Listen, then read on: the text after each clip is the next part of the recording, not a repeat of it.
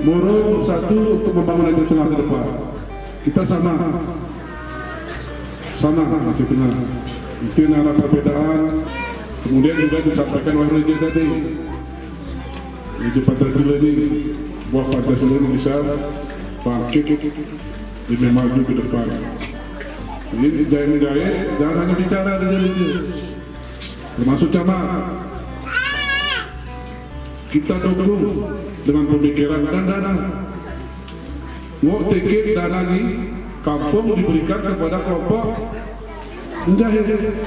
Karena ini nanti mencakup di usaha badan usaha milik kampung Pancasila.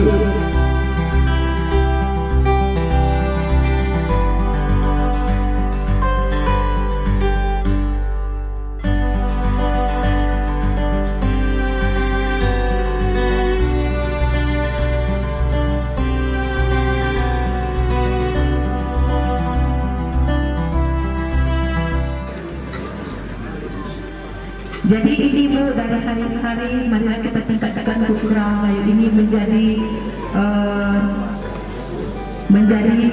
income keluarga. Kita jaga agar kualitas Kerang Gayo yang manual ini dia tetap rapi.